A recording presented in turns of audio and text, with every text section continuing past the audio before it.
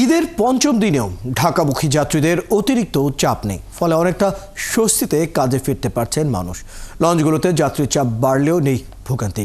কেউ যাতে অতিরিক্ত ভাড়া আদায় না করতে পারে এজন্য কঠোর অবস্থানে রয়েছে প্রশাসন। সহকর্মীর তথ্য ছবিতে প্রতিবেদন। পরিবারের সঙ্গে আনন্দমুখর দিন কাটিয়ে আবারও ছুটতে হচ্ছে কর্মব্যস্ত নগর জীবনের দিকে। তাই পিরোজপুরের প্রতিটি কাউন্টারে ভিড় ছিল মানুষের। যাত্রীরা জানান যানজট এড়াতেই তারা আগে ভাগেই ঢাকায় ফিরছেন। কোনো অত চাপ নাই, যাত্রীর চাপ নাই। ছুটি দীর্ঘ 10 দিনের তো এই যে আমরা এর আগেই চলে যাচ্ছি। 650 টাকা নিকো, এখনো 650 টাকা নিচ্ছে। এখন আসে রানিং এ, তাদের একটু টিকিটে পাইতে সমস্যা হইতেছে।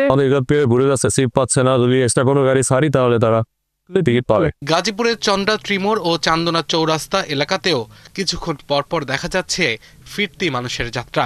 তারা বলছেন, প্রতি বছরের বিড়ম্বনার ঈদ যাত্রায় এবার তারা স্বস্তিতে কাজে ফিরতে পারছেন। জি, রাস্তা দিয়ে আসলাম, কোনো যানজট নাই, কোনো কিছু নাই, খুব ফ্রি সুন্দরভাবে আসছি। রাস্তায় কোনো সমস্যা নাই, কিন্তু গাড়ি আমাদের কথা ঠিক নাই। যে যার মধ্যে 50 টাকার ভাড়া, এই যার মধ্যে 100 টাকা নিচ্ছে। ঢাকা টাঙ্গাইল যমুনা সেতু মহাসড়কে যানবাহনের সংখ্যা বেড়েছে, তবে যানজট ও কোনো ধরনের ভোগান্তি দেখা যায়নি।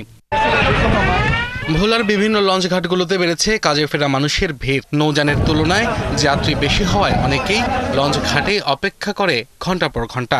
লোক এমন পারে না, মাথার উপরে ফেলতে লোক লাগে। ওদের কিছু তো বলার আমাদের কোনো স্পেকে নাই, এবং জনগণের পক্ষে এনে কেউ নাই। অতিরিক্ত গরম তো ফ্যামিলির বাচ্চা নিয়ে বাচ্চা অসুস্থ হয়ে গেছে।